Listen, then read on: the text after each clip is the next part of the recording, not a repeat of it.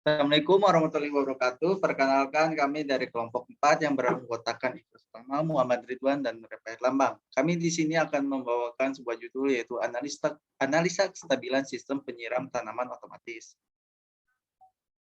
Di sini kami memiliki 3 poin, yaitu yang pertama pendahuluan, kedua pembahasan, dan yang ketiga kesimpulan. Dan selanjutnya akan dibacakan oleh Muhammad Ridwan, dipersilahkan.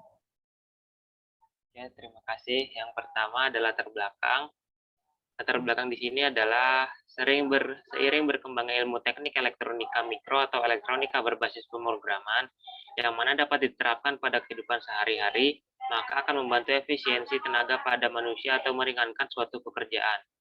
Ditambah lagi, dengan adanya ilmu tentang pengendalian atau kontrol engineering pada suatu sistem kendali, maka dapat diterapkan juga pada suatu proses pada kehidupan sehari-hari atau bidang tertentu. Pembahasan kali ini tentang sistem pengendalian otomatis pada sistem penyiraman otomatis berbasis Arduino Uno R3. Dikarenakan adanya perbedaan tingkat kelembaban pada tanaman, maka seharusnya penyiraman dilakukan dengan takaran tertentu. Adapun tujuan dari penelitian ini adalah 1. Dapat menciptakan sebuah sistem penyiraman yang terotomatisasi. Yang kedua, dapat memodelkan sebuah sistem yang tepat dan stabil untuk sebuah sistem kendali. Yang ketiga, dapat mengetahui hasil perbedaan dari jenis metode tuning PID pada metode tuning PID Ziegler-Nichols dengan analisa kestabilan dan menentukan metode tuning ZN mana yang cocok untuk kestabilan sistem. Dan yang terakhir, yang keempat, dapat mengetahui hasil respon waktu dan frekuensi dari sebuah sistem. Untuk selanjutnya akan dilanjutkan oleh teman saya.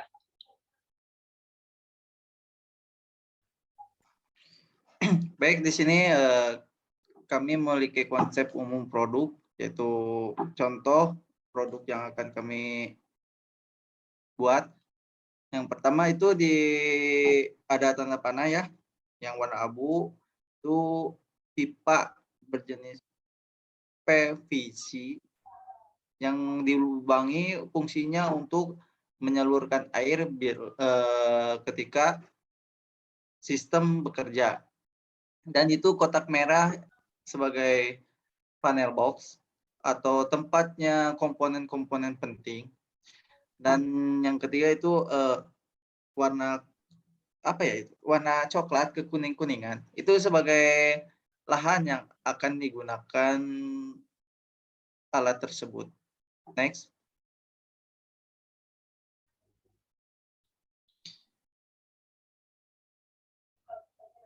Teknologi yang digunakan pada alat ini, pengontrolan sistemnya dilakukan oleh microcontroller Arduino Uno R3 yang mempunyai input berbentuk sensor YL-69.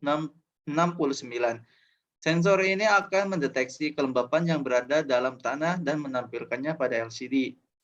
Batasan pada alat yang kami rancang yaitu jangkauan cukup kecil untuk mendeteksi tanah yang akan diperiksa kelembapannya. Pengguna dan target pasar kami adalah petani atau yang mempunyai kebun di sekitar lingkungan kami yaitu Purwakarta. Dan sebagai awalan, mungkin hasil pertama nanti akan kami hibahkan ke petani yang beruntung. Next. Dan selanjutnya akan dijelaskan oleh Ikhlas Ulama, dipersilakan. Ya, di sini saya akan melanjutkan pembahasan mengenai skema rangkaian. Skema rangkaian kali ini terdiri dari komponen penting seperti Arduino Uno R3, sensor kelembaban tanah GL69, potensiometer, LCD 16x12C, relay 5 volt 1 channel, LED sama resistor 512 ohm atau 1K ohm. Dan ada pula rangkaian skema simulasi pada Simulink, bisa lihat di gambar ini. Oke, next. Pembahasan selanjutnya mengenai root locus system sebelum menggunakan PID. Bisa dilihat pada gambar, disimpulkan bahwa sistem root locus system sebelum menggunakan PID adalah sistem yang stabil. yang sebelahnya diagram NQ sistem sebelum menggunakan PID. Bisa dilihat pada gambar tidak ada pengelilingan di titik -1 plus J0. Sistem stabil jika tidak ada fault yang terletak di sebelah kanan sumbu J. Maka dinyatakan sistem stabil. Oke, next.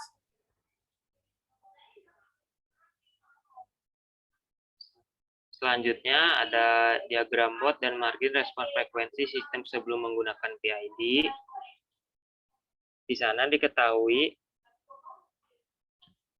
bahwa fase margin sebesar 12,3 derajat pada 9,8 rad per second dan bernilai positif. Jadi dapat disimpulkan bahwa sistem dalam keadaan stabil juga. Ini juga berlaku untuk magnitude block diagram Bode dan margin respon frekuensi sistem sebelum menggunakan PID. Berikutnya adalah pembahasan tentang hasil step dari kondisi sistem sebelum dituning PID dan setelahnya. Yang pertama ada hasil step sistem tanpa PID ZN, dan setelah dituning ada hasil step sistem dengan PID ZN dengan metode kurva reaksi. Kemudian ada hasil step sistem dengan PID ZN metode osilasi. Dan berikut adalah tabel spesifikasi sistem arise time sebelum PID 3,3579, kurva reaksi 47604, dan osilasi NAN. Sedangkan setting time-nya 5.8339 dengan kurva reaksi 7.5823 dan osilasi NAN. Untuk peak time-nya sebelum PID ada di 9.79 dengan kurva reaksi 12.1862 dan untuk osilasinya ada di INF. Sedangkan untuk overshoot sebelum PID ada di 0, kurva reaksi 0.3862 dan osilasi NAN. Dari gambar di atas, penjelasan di atas dapat diketahui dengan jelas bahwa tuning dengan metode ZN kurva reaksi akan memberikan respon sistem yang stabil, halus, dan tidak menimbulkan osilasi seperti saat menggunakan metode osilasi. Selanjutnya akan dilanjutkan oleh teman saya.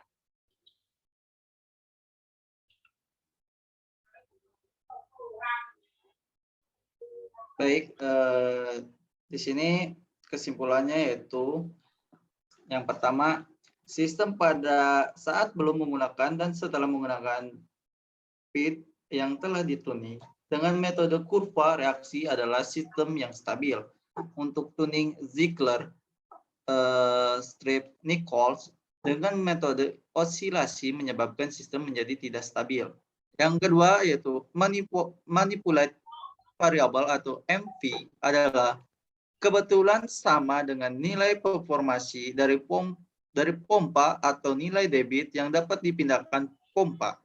Namun, nilai K juga dapat berubah dan tidak sama dengan performansi pompa tergantung nilai dari proportional band atau KP. Yang ketiga, nilai frekuensi atau rate per second atau per S. Pada diagram Bode, sistem adalah nilai gain atau penguatan sistem secara keseluruhan setelah sistem dituning dengan PID kurva reaksi.